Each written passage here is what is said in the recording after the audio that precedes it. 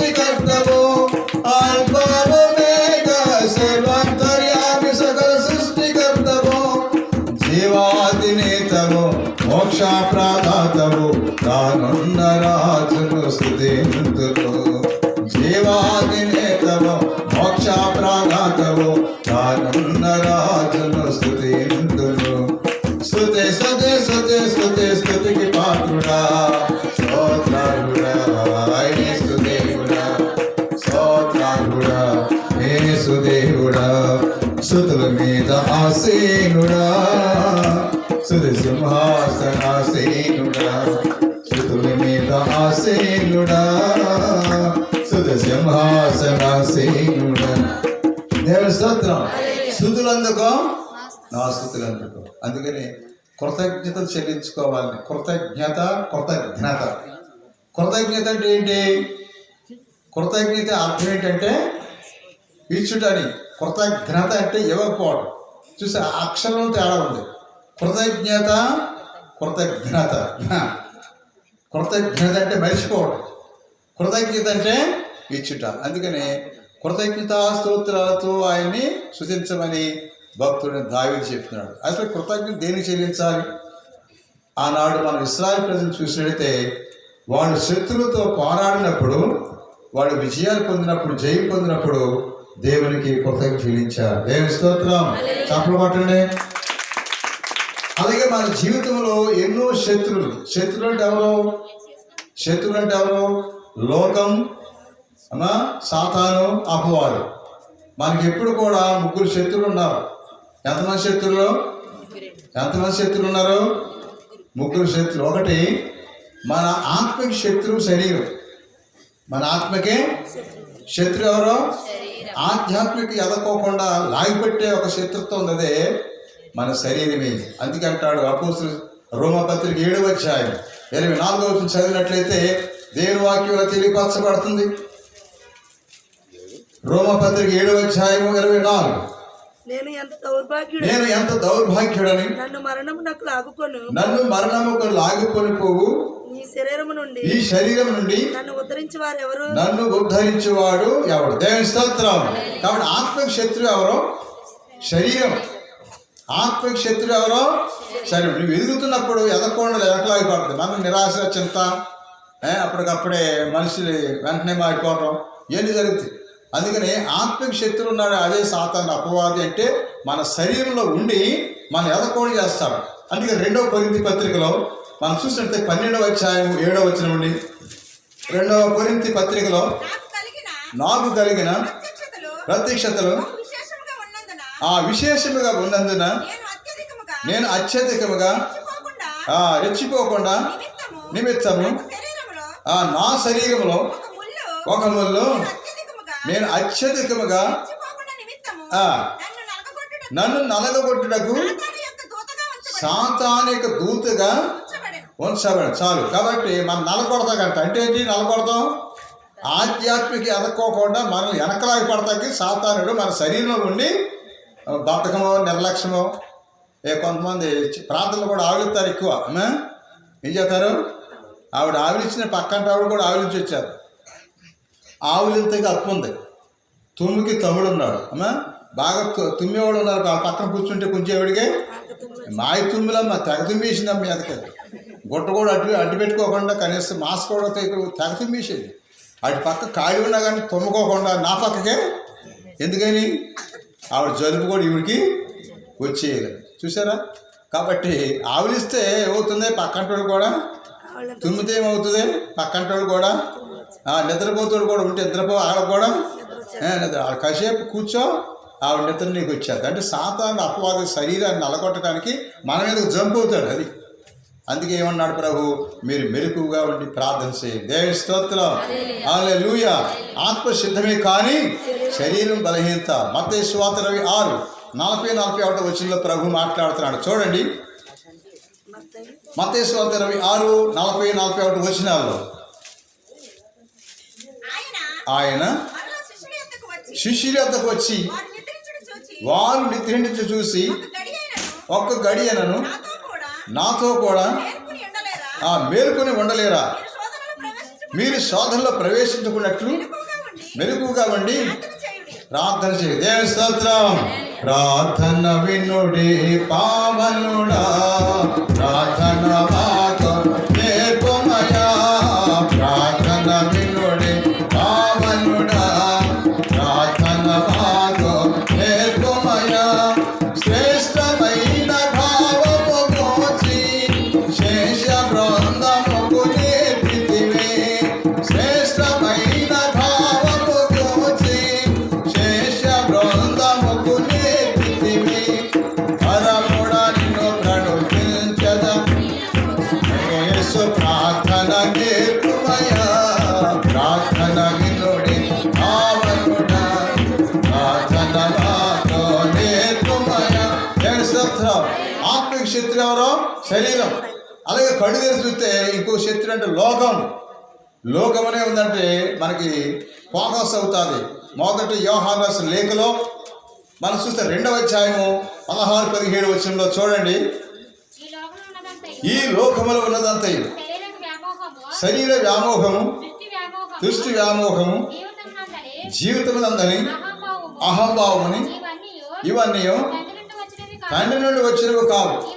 ఇవన్నీ ప్రాపంచకములై ఈ ప్రపంచముని దాని వ్యామోహముని గతించిన కానీ దేవుని చిత్తముని నెరవేర్చేవాడు. అది కాబట్టి లోకం అంటే నేత్రాస, శరీరాస, జీవ డంబం ఇవన్నీ మనిషిని ఎదకోడి చేస్తున్నాయి. అది ఆత్మకి శత్రు ఎవరు? శరీరం. రెండోది లోకం మనకి శత్రువు. లోకం అంటే ప్రజలు కూడా దాంట్లో ఉంటారు. లోకం అంటే అన్నీ మనకి శత్రుత్వం. ఒక్కోసారి మనం శుభ్రతగా ఉన్నా, మంచిగా అభివృద్ధి పొందా, కళ్ళలో ఏం పోసుకుంటారు? ఏం పోసుకుంటారు అన్న? నిప్పులు పోసుకుంటారు అన్న. కడుపు నుండి అన్నం తింటే వారం, మంచి బట్టలు కట్టుకుంటే వారం, మంచిగా శుభ్రతగా ఉంటే వారం. ఇదేంటి? ఈర్ష్య అంటే అసూయ. ఈ అసూయ వల్ల మనుషులకి చాలా భయంకరమైనటువంటి శోధనలు అనుభవిస్తున్న మనిషి. అందుకని అసూయ ఎటువంటిదంటే ఒక రకం జలసి, ఒక రకం వ్యాధి. అందుకే సామెత గ్రంథం 14వ అధ్యాయంలో 30లో చెప్తున్నాడు. ఏమని? సామెత గ్రంథం 14వ అధ్యాయం 30 వచనం. ఆ శాంత గుణము వలన ఆరోగ్యములు కలుగును. అసూయ ఎటువంటి ఎముకలు అంట. ఎక్కడి నుంచి వస్తుంది? ఇదివరకు చప్పి లేచేది. చప్పి ఎక్కడి నుంచి వద్దంట? ఎముకల నుంచి దాదాపుగా 6 నెలలు దిగుతాడు. చప్పి అంటే చూసారా, ఇలా పొడుగ్గా ఉంటుంది. అది వస్తే ఇక మనిషిని కుదేరైపోతుంది. శరీరం ఎముకలన్నీ కూడా బాగా. ఎందుకంటే అలాగే అసూయ అనేది ఎముకలు ప్రారంభమవుతుంది. అసూయ అంటూ జ్ఞాని సులువు అని చెప్తున్నాడు. దేవుని స్తోత్రం. మనం ఊరు పండితే ఒక దొరుకుతాడు. ఏం దొరికితే ఏమా అంటే అటువంటి ఊరు పండితేనంట. అంటే తినటానికి ఎవరైనా అప్పు లేకపోతే సహాయపడుతూ ఉంటారు. అది కూడా లేకపోతే అందుకే నాటు ప్రతి ఒక్కరూ శుభ్రంగా ఉండాలి, మంచి ఆహారం తినాలి, ఆరోగ్యం ఉండాలి, సంతోషం ఉండాలి. దేవుడు వాళ్ళని కోరు. ఒకటి ఏంటంటే ఆత్మకు శత్రువు శరీరం. రెండవది ఇంకో శత్రువు లోకం. ఫైనల్ ఏంటంటే సాతానే మనకి శత్రువు. అందుకని సాతానే మనకి శత్రువు. స్తోత్రం.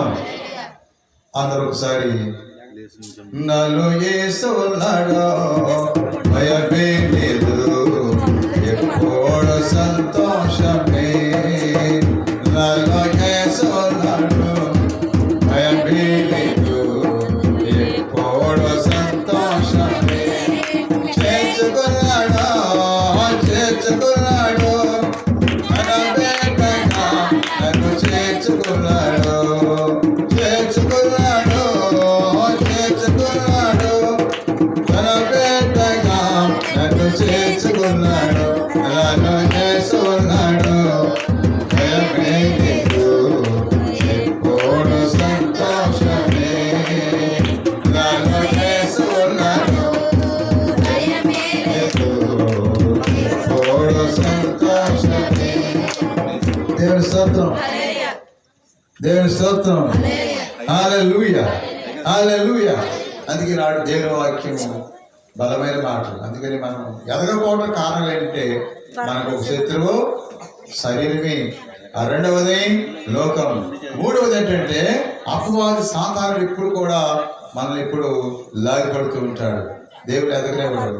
అందుకని అపవాది సాతానుడు అన్ని క్షణములు మనం వెంటాడుతాడు, వెంబడెత్తాడు. చూడు, మొదటి పేతురు పత్రిక 5వ అధ్యాయం 8వ వచనం. పేతురు రాసిన మొదటి పత్రిక 5వ అధ్యాయం 8. మెలకువతో జాగరూకులై ఉండుడి. మీ శత్రువు సైతాను గర్జించు సింహం వలె తిరుగుచు ఎవరినేని కబళింప చూచుచున్నాడు. దేవుని స్తోత్రం. అందుకని సాతాన్ని మనం చిక్కకూడదు. అది శత్రుత్వం అంటే ఆత్మకు శత్రువు శరీరం, అలాగే లోకం. మూడవది సాతానుడు, అపవాదం. అందుకని మనం ఎప్పుడు కూడా కాచుకొని ఉంటాడు. మనం బలపరిచి ఎదుగుతున్న స్థితిని చూసి వారం లేడు. అది ఇటువంటి పరిస్థితిలో దేవుని బిడ్డలకి అవసరమైన దేవుని వాక్యం. దేవుని స్తోత్రం, హల్లెలూయా. అందుకనే ఆయన ఇశ్రాయేలు ప్రజలు ఆ రోజుల్లో వాళ్ళు మరి జయం పొందినప్పుడు, శత్రువులపై పోరాడినప్పుడు కృతజ్ఞత చెల్లించుకున్నారు. దేవుని స్తోత్రం. రెండవది, అనారోగ్య పరిస్థితులు, బలహీన పరిస్థితులు వచ్చినప్పుడు కూడా వాళ్ళకి దేవునికి స్తోత్రాలు చెల్లించారు. అనారోగ్య పరిస్థితుల్లో కూడా దేవుడు నాకు మంచి ఆరోగ్యం ఇచ్చాడు, దేవుని మహింపరుచుకున్నారు. అలాగే మనం చూసినట్టే సంతానం కలిగినప్పుడు కుమారులు హో స్వాస్థ్యము గర్భఫలము హో ఇచ్చు బిడ్డలిచ్చే సంతోషపడి ఆనందపరుచుకుని దేవుని మహింపరిచారు. దేవుని స్తోత్రం. ఆదికాండం 4వ అధ్యాయంలో 1-2 వచనాలు మనం చూస్తున్నాం. ఆదికాండం 4వ అధ్యాయము 1-2 వచనాలు. అవరు కూడినప్పుడు ఆమె గర్భవతి కయీను కని యెహోవా దయ వలన నేను ఒక మనిషిని దేవుని స్తోత్రం. చూసి దేవుని దయ వలన, యెహోవా దయ వలన, దేవుని దయ ఒక బిడ్డనిచ్చని ఎవరు ఆది తల్లి అవమ్మ దేవుని మహింపరుచుకుంది. అలాగే ఇశ్రాయేలు ప్రజలు వాడి కుటుంబంలో బిడ్డలు సంతానం కలిగినప్పుడు సంతోషాన్ని వాడు వ్యక్తపరుచుకున్నారు. అందుకని వాళ్ళు జయం పొందినప్పుడు దేవుని కృతజ్ఞత చెల్లించారు. అలాగే అనారోగ్య పరిస్థితులు కూడా దేవునికి కృతజ్ఞత చెల్లించుకున్నారు. అలాగే సంతానం కలిగినప్పుడు కూడా దేవునికి కృతజ్ఞత చెల్లించుకున్నారు. అలాగే పంటలు పండినప్పుడు తొలి భాగం చూడు, అదే అలవాటు ఈనాడు మొదటిసారిగా మరి ధాన్యం పడినప్పుడు మొదటి ఏం చేస్తారు? వ్యవసాయం చేసిన వాళ్ళు తొలి భాగం దేవుడికి తీసుకొస్తారు. దేవుని స్తోత్రం. అలాగే కూలి పనికి వెళ్ళినప్పుడు కూడా తొలి ఫలం మొట్టమొదటి కూలి మొట్టమొదటి శ్రమకి ఆ ప్రతిఫలాంచి దేవుడికి ఇవ్వాలని వాక్యం చెప్తుంది. దేవుని స్తోత్రం. అందుకే నువ్వు తెలివిగలవాడని, ఆలోచనని, జ్ఞానమని దేవునికి ఇవ్వాల్సిన ఇవ్వకుండా డ్రాప్ చేసినట్టయితే ఏమవుతుందంటే ఆయన మనకి ఇవ్వాల్సినవి కూడా ఆగిపోతుంది. చూడండి, పాలవాళ్ళ ప్రాజెక్ట్ ఎక్కడ ఉంది? విజయేశ్వరం దగ్గర. దాంట్లో నీళ్ళుంటే కదా వచ్చేది. అది కట్టేసాడుకో కొంచెం జాలన్నీ ఎదిగితే బాగుంది అనిపిస్తుంది. కట్టేసేస్తారు ఒకసారి, కాలువ కట్టేశారంటారు. అవునా కదా? అలాగే దేవుడు ఎప్పుడు కూడా మనకి ఇవ్వటానికి ఇష్టపడుతున్నాడు. ఇచ్చిన చేయకపోయిన దేవుడు ఒక రెట్టుగా నీవిస్తే దేవుడు 7 రెట్లు ఇస్తాడు. దేవుని స్తోత్రం. శిలాపుత్రులు యేసు జ్ఞాన గ్రంథం 35వ అధ్యాయంలో అంటున్నాడు 8వ వచనం నుండి. శిలాపుత్రులు యేసు జ్ఞాన గ్రంథం ఇక్కడ మనం చూస్తున్నాం దేవుని యొక్క వాక్యంలో నిర్మలాత్మను అర్పించిన బలిని అంగీకరించును. 8వ వచనం నుండి ప్రభువుకి ఉదారముగా కానుకలేము నీ తొలి ఫలములను అర్పించడలో పిసినాలు కావాలి. చిరునవ్వుతో నీ కానుకలు అర్పించము. సంతసముతో దశాంశములిమ్ము. మహోన్నతుడు నీకిచ్చినట్లే నీవును ఆయనకి ఇమ్ము. నీ శక్తి కొలది ఉదారముగా. దేవుని స్తోత్రం. అందుకే దేవునికి ఇచ్చుట ఒక రెట్టుగా ఇస్తే నువ్వు 100 రూపాయలు దేవుడికి ఇస్తే నీకు ఎన్ని వందలు ఇస్తాడు? ఏమా అర్థమైంది? ఎన్ని? ఒక 1000 రూపాయలు ఇస్తే ఎంత ఇస్తాడు? 7,000 ఇస్తాడు. 10,000 ఇస్తే ఎంత ఇస్తాడు? తర్వాత 1,00,000 రూపాయలు ఇస్తే అబ్బా 1,00,000 రూపాయలు బాబోయ్ అని అనిపిస్తుంది. 1,00,000 రూపాయలు ఇస్తే పాస్టర్ బాగుపడిపోతారు, లేకపోతే గోడు అమ్మ అనుకుంటారు. నువ్వు ఇచ్చితే అని 7 కలుపుతాడు, ఇవ్వకపోతే 1లో ఉంటావు. జీరో అవసరం 0కి వచ్చారు. ఏంటది? 0 కూడా వచ్చారు. చూడండి, చాలామంది పెట్రోల్ పోసుకుంటాకి వెళ్తారు. అది ఎక్కడ స్టార్ట్ చేస్తాడు? మొదటి 0 చూపిస్తాడు, కానీ 0 కనపడదు. 6 నుంచి 8 నుంచి అనిపిస్తారు. మొత్తం అంకిల్ ఎలాగ చెమకు చేత ఉంటుంది.